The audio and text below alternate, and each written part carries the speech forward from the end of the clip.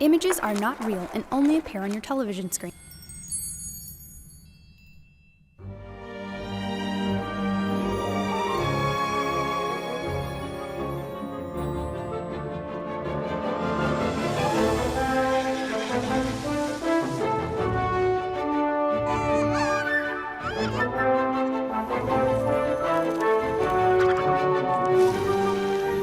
The creatures in the Book of Spells are created from the text and the illustrations of the book.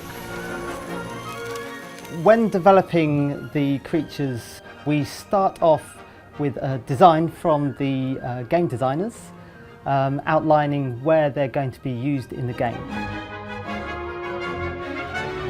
From there, I would sit down and work with a concept artist to flesh out initial sketches and ideas, what these things are going to look like.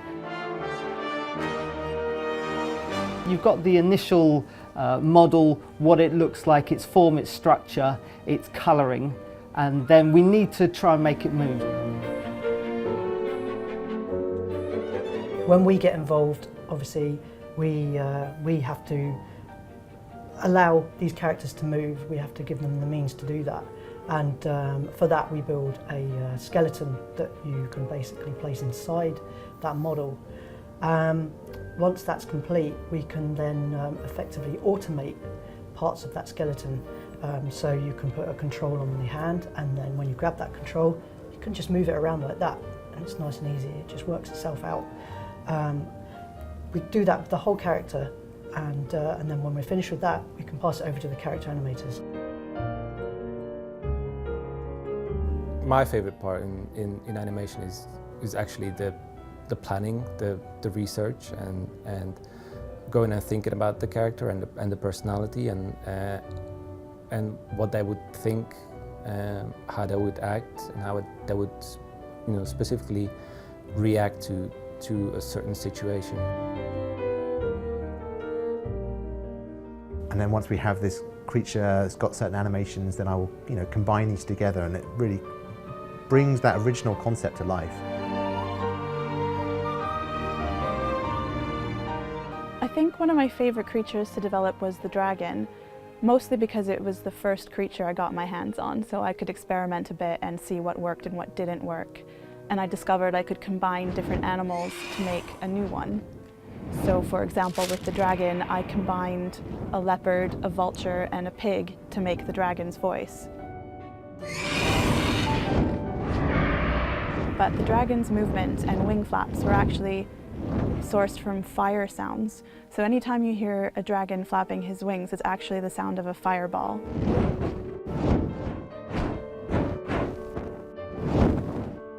The characters definitely go through a process of development where they might start off, we might think of them in one way at first, and then as we work through the situations that they're in, we might think of different, more entertaining ways for them to sort of express their personalities. I think the reason kids love creatures, and especially creatures in games, is because of their fantastical nature. They take you to another world.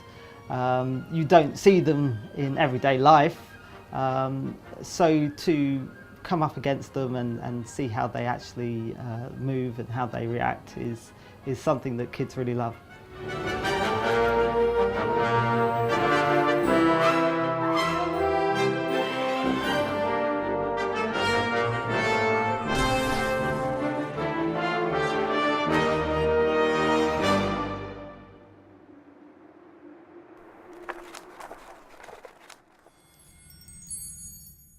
Game is sold separately from console, iCamera, and Move controller. PlayStation